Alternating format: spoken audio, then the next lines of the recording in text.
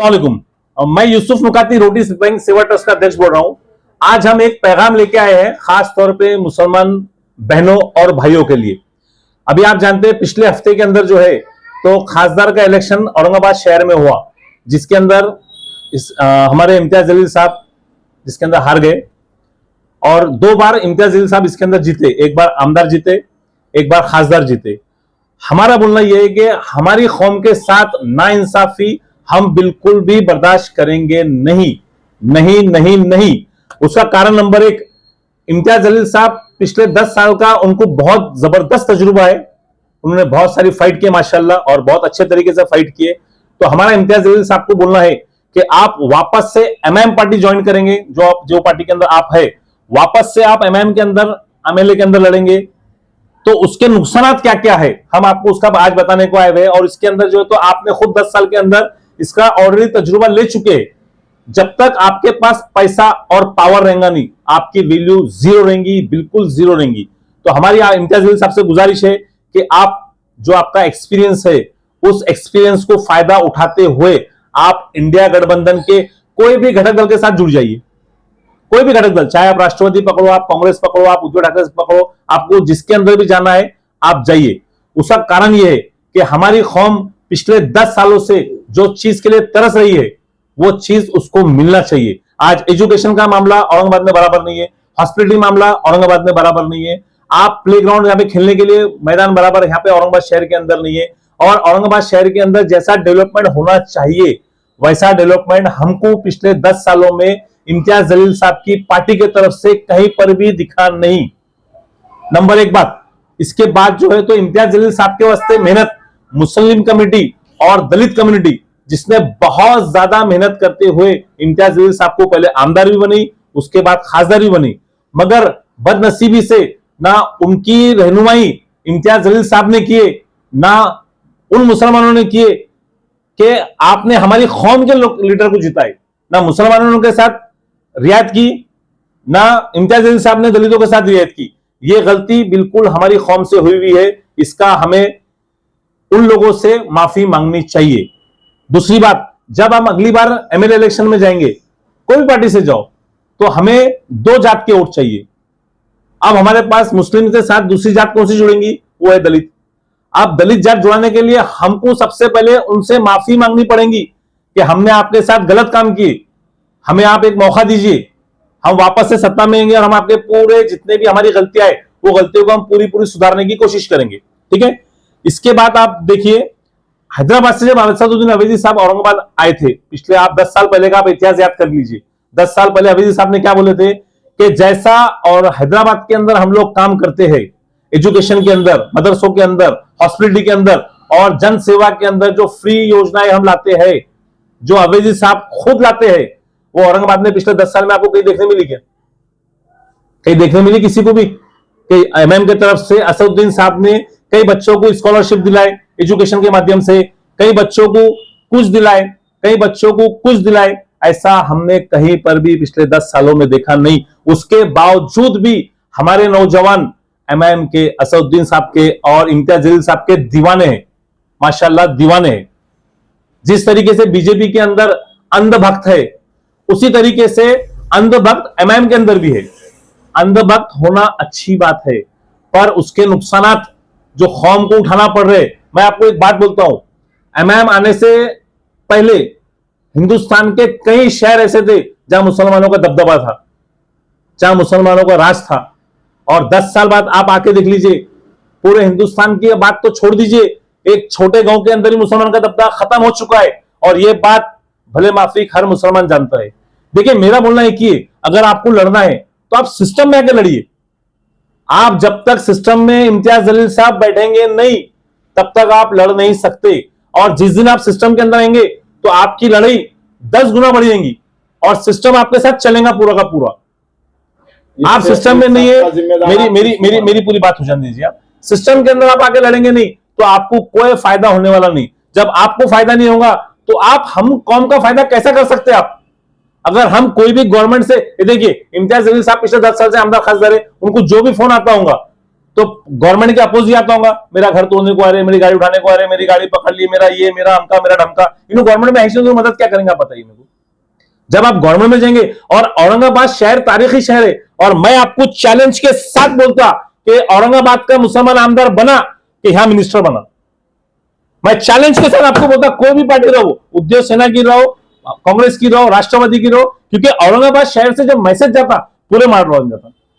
पर हमारी बदनसीबी ऐसी है कि हम उसको जात के अंदर कन्वर्ट कर लेते, और हम कहीं ना कहीं जात के अंदर कन्वर्ट करने के बाद में वो 80%, हम 20%, तो हम कहीं ना कहीं पीछे हो जाते।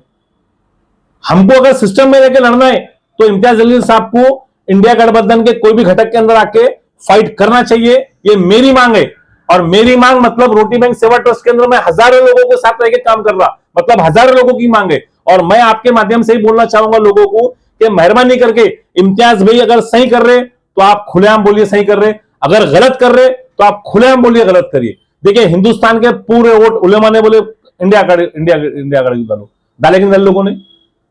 औरंगाबाद शहर के अंदर इम्तियाज भाई को डाले कि नहीं लोगों ने? तो आप अलग अलग क्यों जा रहे भाई? हैदराबाद का पार्सल हैदराबाद रवाना करिए। आप महाराष्ट्र की सियासत कर रहे, महाराष्ट्र के साथ जुड़कर सियासत करिए। आपको कौन सी पार्टी लेंगी नहीं? राष्ट्रवादी लेंगी नहीं, उद्योग सेना लेंगी नहीं, कांग्रेस लेंगी नहीं, हर पार्टी आपको सलाखों पिटेंगी, क्योंकि आपके साथ औरंगाबाद की जनता है। और हमारा बोलना यह है, औरंगाबाद से एमआईएम को टाटा बाय बाय करने का टाइम आ चुका है, और उसकी शुरुआत इम्तियाज जलील साहब ने डंके की चोट पे करना चाहिए। इंडिया गठबंधन के अंदर आना चाहिए, गवर्नमेंट का हिस्सा बनना चाहिए और काम करना चाहिए। जो जो वादे उन्होंने कौम के साथ किए वो वादे पूरा करने का टाइम आ चुका है, क्योंकि 10 साल का एक्सपीरियंस उनको आ चुका है कि मैंने 10 साल में काम किया जीरो। मेरे को मौका है, मेरे साथ पूरी जनता है, मेरे साथ पूरे लोग है, और मैं एक आमदार एक खासदार जनता का रहता, उसका प्रतिनिधि करता। अरे आप सिस्टम में जाएंगे तो प्रतिनिधि करेंगे ना, सिस्टम के बगैर आपकी कीमत क्या है? अच्छा, आपके नजर में इम्तियाज जलील फेल नेता है या पास? बिल्कुल फेल नेता नहीं है, पास नेता है। फेल नेता कैसा बोलेंगे? 10 साल जब देखिए असदुद्दीन अवैधी साहब 65% मुसलमानों चुन के आते, ये 20% मुसलमानों चुन के आता, कैसा फेल नेता बोलेंगे उनको अपन? फिर आप एमआईएम क्यों छोड़ दो? एमआईएम छोड़ दो, एमआईएम को टाटा बाय बाय कर दो औरंगाबाद से। कारण उसका एक है कि आपसे काम नहीं होगा, और आपको ये बात खुल के करना पड़ेगी। मैं हर नौजवान को अपील कर रहा कि आपको ये बात खुल के करना पड़ेगी इम्तियाज भाई से, कि इम्तियाज भाई मेहरबानी करो, आप जो है तो इंडिया के साथ जुड़ जाओ। इंडिया के साथ जुड़ने में पूरी कौम का फायदा है, हर एंगल से फायदा है।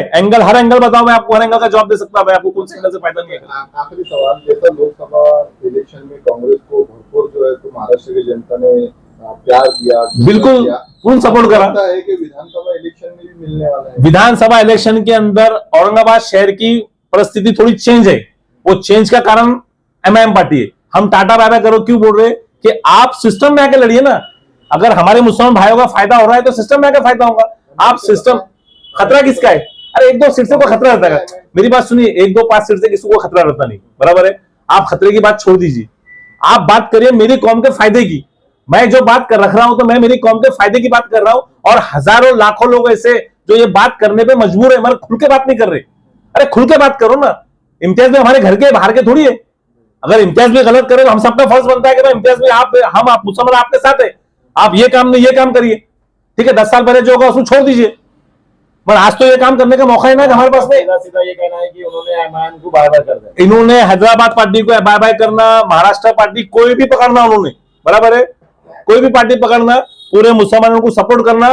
वो चुन के आते, मिनिस्टर बनते, हमारे लोगों का कल्याण करते। वो चुन के नहीं आएंगे, गवर्नमेंट में नहीं आएंगे, लोग देखेंगे इम्तियाज भाई बन गए, खलिया बिरयानी खाएंगे। हम खलिया बिरयानी खिलाने को आमदार खासदार नहीं बनाते, हम आमदार खासदार बनाते हमारा सिस्टम चेंज करने को, हमारे आने वाले बच्चों के भविष्य को, हमारे बहन बहनों के वास्ते हम बनाते उनको आमदार खासदार। हम उनके बिरयानी खाना खाली खाने का थोड़ी बिरयानी आमदार बनाते खासदार बनाते। एक मिनट, आप बोल रहे हैं कि मुसलमान सपोर्ट करना इंडिया गठबंधन, हाँ, मुसलमानों को टिकट क्यों नहीं दिया इंडिया गठबंधन? देखिए मेरी बात, मैं आपको हाँ आप बोलिए, क्या गारंटी है कि आमदार में भी मुसलमानों को टिकट देंगे इंडिया गठबंधन? आप बताइए। अभी आपका बोलना है 48 के अंदर 48 हिंदू दिए, हाँ। ये कॉम्प्रोमाइज करने का टाइम है। आप बात समझिए, हर जगह मेरी बात सुनिए, अपने को सबसे पहले सिस्टम में जाना पड़ता, हाँ। सिस्टम में जाके लड़ना पड़ता, अगर मैं आपको बोलता हज हाउस था, सुनिए हज हाउस था, वंदे मातरम हॉल था, वंदे मातरम वाले 45 साल लड़े हिंदू लोग, तब जाके उनको वंदे मातरम हॉल मिला। हमने 7-8-10 साल लड़े तब हमको मिला, हमने बहुत कम लड़े। आपको लड़ना पड़ेंगे सिस्टम में जाने के लिए। तो इसका मतलब आपको मुसलमान नहीं झुकना, नहीं झुकने का विषय है उसके अंदर, नहीं आप गलत बोल रहे।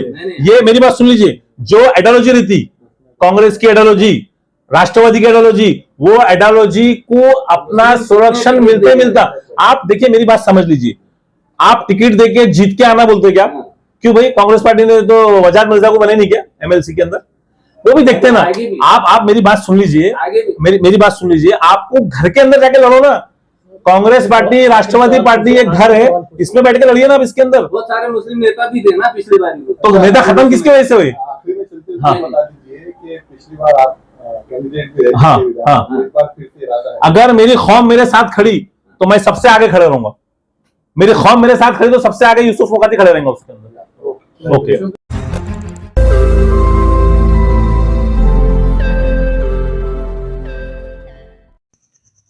रोज नई खबरों को देखने के लिए हमारे औरंगाबाद समाचार चैनल को सब्सक्राइब कीजिए और नोटिफिकेशन पाने के लिए हमारे बेल आइकन को दबाइए ताकि हर खबर की नोटिफिकेशन आपको मिलती रहे।